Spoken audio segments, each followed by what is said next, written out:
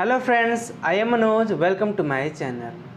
Friends, आज हम कक्षा 9 के भूगोल के दूसरे अध्याय भारत का भौतिक स्वरूप में दिए गए चित्रों, मानचित्रों के बारे में अध्ययन करेंगे। इस सिलसिले में हम सबसे पहले चर्चा करेंगे प्लेटों की विभिन्न गतियाँ के बारे में। इसके लिए मशहूर सिद्धांत है प्लेट विवर्तनिकी का सिद्धांत, जिसके अंतर्गत हमारे पृथ्वी पर 7 बड़े प्लेट तथा अन्य कई छोटे छोटे प्लेट पाए जाते हैं। तो इसमें प्लेटें जो है हमेशा मूव करती रहती हैं, घूमती रहती हैं, एक स्थान से दूसरे स्थान तक जाती रहती हैं, अर्थात उनका स्थान परिवर्तन होता रहता है, वो गतिशील रहती हैं। तो प्लेटें जो हैं कि एक जगह से दूसरी जगह किस अवस्था में कैसे जाती हैं उसके बारे में हम पहले चर्चा करेंगे। और प्लेटों के इन मूवमेंट के कारण जो है हमारे पृथ्वी पे जितने महाद्वीप हैं उनके पोजीशन, लोकेशन और उनके साइज में भी डिफरेंस यानी परिवर्तन होता रहता है, और ये परिवर्तन आज भी जारी है। हमारे पृथ्वी के आंतरिक भाग को 3 भागों में बांटा गया है, क्रस्ट, मेंटल, कोर में। जिसमें मेंटल के ऊपर जो भूपर्पटी है, क्रस्ट है, उसमें मूवमेंट जारी रहता है। तो उसमें हम आपको पहली गति के बारे में बताएंगे, अभिसारी परिसीमा।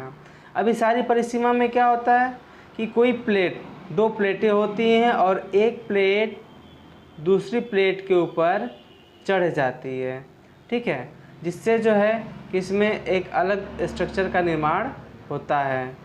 अर्थात प्लेटें जहाँ एक दूसरे से संपर्क में आती हैं वहाँ पे एक पर्वत का निर्माण हो जाता है। उसका एक एग्जांपल हमारे अपने देश में है, चाइना और भारत के बीच में जो हमारा हिमालय पर्वत स्थित है। हमारा चाइना का जो क्षेत्र है वो अंगारा लैंड, और जो दक्षिणी का क्षेत्र है वो गोंडवाना लैंड के नाम से जाना जाता था। और वहाँ पे इन दोनों के टक्कर की वजह से हिमालय पर्वत का निर्माण हुआ है। इस प्रकार आपने प्लेटों के पहले गति के बारे में जाना। इस कड़ी में जो प्लेट की अगली गति है वो अपसारी परिसीमा है, ठीक है। अब इसमें क्या होता है कि प्लेटें एक दूसरे के विपरीत दिशा में जाने लगती हैं, जिससे उन प्लेटों के बीच में दरार बन जाता है और वे प्लेट एक दूसरे से अलग हो जाती हैं, जिससे एक अलग द्वीप या अलग महाद्वीप का निर्माण होता है। इसका छोटा सा नमूना अभी आपको बता दें, अफ्रीका के पूर्वी क्षेत्र में यह स्थिति देखने को मिली है। उसमें इस खिंचाव उत्पन्न हो गया और वो प्लेट जो है कि अफ्रीका से अलग हो रही है। इस प्रकार आपने प्लेटों की इस दूसरी गति के बारे में जाना कि जो प्लेटें होती हैं वो एक दूसरे के विपरीत दिशा में जाने लगती हैं। इस कड़ी में प्लेट की जो तीसरी गति है वो है रूपांतर परिसीमा। इसमें क्या होता है कि चट्टानें कड़ी होने के कारण आपस में एक दूसरे के ऊपर चढ़ के या फिर एक दूसरे के विपरीत न जा कर के वो साइड में स्लाइड कर जाती हैं, सरक जाती हैं। जब एक दूसरे से मिलती हैं तो वो सरक जाती हैं और अगल बगल चली जाती हैं। तो प्लेट की इस गति को रूपांतर परिसीमा कहते हैं। इस प्रकार संक्षिप्त रूप से आपने प्लेटों की गतियों को जाना। अब हम भारत के दिए गए भौतिक मानचित्र में भारत के उच्चावच के बारे में पढ़ेंगे। तो आगे बढ़ने से पहले हमें यह जान लेना जरूरी है कि उच्चावच कहते किसे हैं। तो उच्चावच धरातल का वह स्वरूप होता है जो कहीं पर्वत, कहीं पहाड़, कहीं नदी, कहीं तालाब, कहीं झरना, मैदान, कहीं रेत, यानी तरह तरह के भू स्ट्रक्चर होते हैं, भू आकृतियाँ पाई जाती हैं। यानी हम यह कह सकते हैं कि हमारा जो धरातल है वो एक समान नहीं है। तो धरातल के इसी असमान बनावट को, असमान स्थिति को हम उच्चावच कहते हैं। तो सबसे पहले हम भारत के उत्तरी हिस्से को देखते हैं। तो इसमें हमें सबसे पहले पामीर ग्रंथि, जिसे पामीर का पठार कहते हैं, ठीक है, ये कुनून श्रेणी है, हिंदू कोश है, ठीक है। इसमें हिंदू कोश, सुलेमान श्रेणी, ठीक है, ये पाकिस्तान में है। अब आपका भारत का क्या है, काराकोरम श्रेणी, इसमें आपकी लद्दाख श्रेणी है, जास्कर श्रेणी है, ठीक, और फिर कैलाश श्रेणी है, आप देख ही रहे हैं। फिर शिवालिक श्रेणी भी इसी के अंतर्गत आती है। फिर आपका केटू है, माउंट केटू, जो यहाँ पे आपका है स्थित है, ठीक है, भारत के जम्मू कश्मीर राज्य में, जो कि अब केंद्र शासित राज्य बन चुका है। अब इसमें आगे बढ़ते हैं तो देखते हैं आपका ये असम वाला क्षेत्र है, ठीक है, ये असम क्षेत्र है और अरुणाचल क्षेत्र है। फिर गारो, खासी, जयंतिया पहाड़ियाँ यहाँ पे पाई जाती हैं, ठीक, और इसे जो है पामीर के पठार का हिस्सा भी माना जाता है, सॉरी, जो दक्षिण का गोंडवाना क्षेत्र रहा है उसका हिस्सा माना जाता है, जो हमारे प्रायद्वीपीय भारत है उसका हिस्सा माना जाता है। गारो, खासी, जयंतिया, ये जो मेघालय क्षेत्र में पाई जाती हैं पहाड़ियाँ, वो जो है हमारे दक्षिणी भारत यानी प्रायद्वीपीय पठार की हिस्सा है, जो किसी ओर से यहाँ से कट के अलग हो गए। अब आपकी यहाँ पे अरावली श्रेणी है, फिर विंध्य श्रेणी है, सतपुड़ा श्रेणी है, महादेव पहाड़ियाँ हैं, फिर गिर श्रेणी है, ठीक, फिर आपका यहाँ पे सेंटर में दक्कन पठार स्थित है। अब दक्षिण भारत में देख लेते हैं, जो कि यहाँ पे अनवरत लगातार ये बिना कटे हुए बहुत कम कटी पटी है, ये जो हमारे भारत के पश्चिमी छोर पे स्थित, पश्चिमी किनारे पे, पश्चिमी घाट पे स्थित इस पर्वत श्रेणी है, जिसको हम सह्याद्री भी बोलते हैं। पश्चिमी घाट को 3 भागों में बांटा गया है, जिसके उत्तरी हिस्से को हम कोंकण, मध्य हिस्से को हम कन्नड़ मैदान तथा दक्षिणी हिस्से को हम मालाबार तट कहते हैं। पश्चिमी घाट की अपेक्षा पूर्वी घाट कम कटा पिटा है, इसको हम 2 भागों में बांटा गया है। उत्तर वाले हिस्से को उत्तरी सरकार और दक्षिण वाले हिस्से को कोरोमंडल तट के नाम से जाना जाता है। इसमें कुछ पहाड़ियां हैं, जैसे नीलगिरी पहाड़ियां हैं। अब ये अन्नामलाई या अनाईमुडी, ठीक है, ये चोटी है जो हमारे दक्षिणी प्रायद्वीपीय पठार में, पठारी क्षेत्र में पाई जाती है, ठीक है। अब हम कुछ भारत के दिए गए नदियों पर फोकस करेंगे। मानसरोवर झील से हमारी सिंधु नदी और ब्रह्मपुत्र नदी निकलती है। सिंधु नदी आपकी पश्चिमी हिस्से से निकलते हुए जम्मू कश्मीर होते हुए चली आती है, ठीक है, और आपका पूर्वी क्षेत्र से, मानसरोवर झील के पूर्वी क्षेत्र से सांगपो नदी निकलती है, जो कि दिहांग नाम से भारत में प्रवेश करती है और फिर यहाँ पे आके इसका नाम ब्रह्मपुत्र नदी पड़ जाता है, ठीक। इस प्रकार आपने देखा। और हमारे इसी उत्तरी क्षेत्र से ही, हिमालय से ही निकलने वाली नदियाँ जैसे झेलम, रावी, सतलुज, ये नदियाँ हैं जो कि भारत के पश्चिमी दिशा में बहते हुए अरब सागर में जाकर मिल जाती हैं। और हिमालय से निकलने वाली अन्य नदियाँ जैसे आपका यमुना नदी, गंगा नदी, घाघरा नदी, गंडक नदी, कोसी नदी, ये नदियां हैं जो हिमालय से निकलती हैं और यह बहते हुए जाके बंगाल की खाड़ी में मिल जाती हैं। इसके अतिरिक्त जो हमारे भारत का दूसरा नदी तंत्र है, आपको बताया दें कि 2 नदी तंत्र है, एक हिमालय नदी तंत्र और दूसरा प्रायद्वीपीय नदी तंत्र। तो अब तक हमने आपको जो ऊपर नाम दिखाए ये हिमालय नदी तंत्र की नदियाँ हैं, इसमें सिंधु, झेलम, रावी, सतलुज, व्यास, यमुना, गंगा, घाघरा, गंडक, कोसी, ये सारे, और ब्रह्मपुत्र, ये सारी जो नदियां हैं ये हिमालय नदी तंत्र की नदियां हैं। अब ये जो दक्षिण भारत की नदियां हैं, ऐसे आप देख लीजिए, या प्रायद्वीपीय नदी तंत्र, इसमें आपकी माही नदी, ठीक है, फिर चंबल नदी है, नर्मदा नदी है, तापी नदी है, ठीक। नर्मदा और तापी 2 ऐसी नदियां हैं जो भारत के पश्चिम में बहती हैं और ये डेल्टा नहीं बनाती हैं। अब आपकी प्रायद्वीपीय नदियों में से एक सोन नदी है जो आपकी आकर गंगा नदी में मिल जाती है, ठीक है, बिहार में।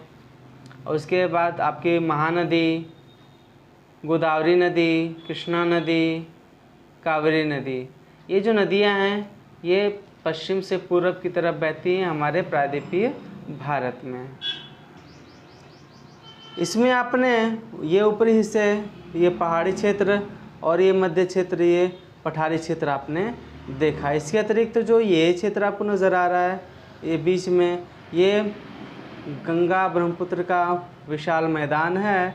इस हिस्से में आपका रेगिस्तानी एरिया है, ठीक है, इसे थार का मरुस्थल के नाम से भी जाना जाता है।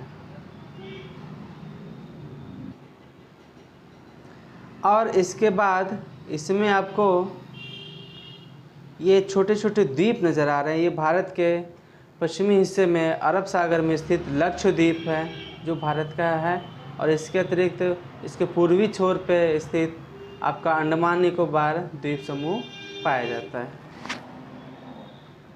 आइए अब हम अगले मैप में हिमालय पर्वत को विशेष रूप से देखें। इसमें आपको यहाँ पे राकापोशा जो चोटी है वो नज़र आ रही है, ठीक है, K2 आपको बताए हमने। फिर नंगा पर्वत, जोजिला, ये दर्रा है, ठीक है, जोजिला दर्रा। उसके बाद जास्कर श्रेणी, लद्दाख श्रेणी, बारनावा, ठीक है, शिवालिक की श्रेणी है, ठीक है। उसके बाद कामेट, नंदा देवी, ये शिवकिला दर्रा आपका, ये कैलाश श्रेणी है। मानसरोवर झील जो आपको बता ही चुके हैं, जिसके पश्चिम से सिंधु नदी और पूरब से जो है सांगपो नदी निकलती है। इसी के बगल में जो राकस झील है वहाँ से हमारी सतलुज नदी निकलती है। फिर आपका धौलागिरी, अन्नपूर्णा, माउंट एवरेस्ट जो कि नेपाल में है, मकालू, कंचनजंगा, बोमला, ये हमारे जो है कुछ प्रमुख पर्वत चोटियाँ हैं और पहाड़ियाँ या श्रेणियाँ हैं। पूर्वोत्तर क्षेत्र में पटकाई, नागा श्रेणी, मिजो श्रेणी स्थित हैं। इस प्रकार आपने हिमालय पर्वत के पर्वत श्रेणियों और नदी तंत्र को देखा। अब हम बात करते हैं दिए गए अगले चित्र के बारे में, हिमालय पर्वत। तो हिमालय पर्वत ये अपने देश का पर्वत है जो उत्तरी हिस्से में पाया जाता है या स्थित है। तो सबसे पहले हम यह जान लें कि पर्वत किसे कहते हैं। तो समुद्र तल से ऊंचा उठा हुआ वह भाग, वह भूमि, वह ज़मीन का हिस्सा जो वर्ष भर सदैव बर्फ़ से ढका रहता है, उसे हम पर्वत कहते हैं। तो हिमालय हमारे भारत में स्थित है, जो कि विश्व का नवीन वलित पर्वत है, और विश्व की सबसे ऊंची चोटी माउंट एवरेस्ट भी इसी पर्वत पर पाई जाती है, जो हमेशा बर्फ़ से ढकी रहती है। हमेशा बर्फ़ से ढके रहने के कारण हिमालय पर्वत के इस पहले श्रेणी को हम हिमाद्री के नाम से भी जानते हैं। अब हम बात करते हैं अगले चित्र के बारे में, उत्तरी मैदान। यानी मैदान हम आपको बता दिए कि हिमालय पर्वत से निकलने वाली नदियों ने हिमालय पर्वत को काटकर एक मैदान का निर्माण कर दिया है, जिसे हम उत्तरी मैदान के नाम से जानते हैं। और सिर्फ वही नहीं बल्कि प्रायद्वीपीय नदियाँ और हिमालय की नदियाँ, दोनों नदियों ने निकलकर, दोनों जगह के दोनों नदी तंत्रों से निकलकर जो नदियाँ हैं, उन्होंने यहाँ पे पाए जाने वाले पहले जो सागर है, सकरा सागर पाया जाता था पहले, जिसको हम टेथिस सागर के नाम से जानते थे, उसको पाटकर एक विशाल मैदान का निर्माण किया है, जो कि कृषि के लिए बहुत ही उत्तम जगह है। और यही नहीं, भारत की आधे से अधिक जनसंख्या इसी भारत के उत्तरी मैदान में स्थित है, जो कि भारत के उत्तरी हिस्से में पंजाब, हरियाणा, दिल्ली, उत्तर प्रदेश, बिहार, पश्चिम बंगाल तक विस्तृत है। अब हमारा जो अगला है वो है मिज़ो पहाड़ियाँ। मिज़ो पहाड़ियाँ भारत के मिज़ोरम राज्य में स्थित हैं, जो कि उत्तरी हिमालय का एक हिस्सा है। जो मेसो श्रेणी में पाई जाती है। आपका अगला है प्रायद्वीपीय पठार यानी पठार। सबसे पहले आप पठार समझ लें किसे कहते हैं। तो धरातल से ऊंचा उठा हुआ वह भूभाग जो चोटी पे यानी जो कोर है ऊपर उसका सपाट हो, समतल हो और उसकी जो ढलानें हैं वो खड़ी ढाल वाली हो यानी कगाड़ की तरह हो, तो उसे हम पठार कहते हैं। प्रायद्वीपीय पठार जो कि हमारे भारत के दक्षिणी हिस्से में पाई जाती है, जो कि 3 तरफ से जो धरातल घिरा हो उसे हम प्रायद्वीप कहते हैं। तो उस हिस्से में जो पठार पाया जाता है उसे हम प्रायद्वीपीय पठार के नाम से जानते हैं। और इसमें झरने ज़्यादा पाए जाते हैं। आपका अगला है भारतीय मरुस्थल। भारतीय मरुस्थल जो कि आपका राजस्थान क्षेत्र में पाया जाता है, जहाँ दूर दूर तक सिर्फ हमें बालू ही बालू नज़र आता है। ठीक है,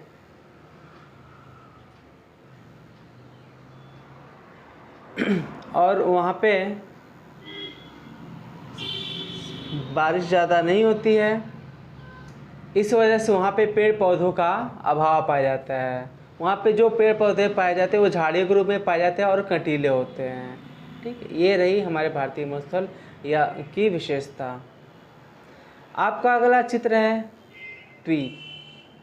द्वीप किसे कहते हैं? तो आप जान लें कि द्वीप वह भूखंड जो चारों तरफ समुद्र से घिरा हो और आकार में छोटा हो, उसे हम द्वीप कहते हैं।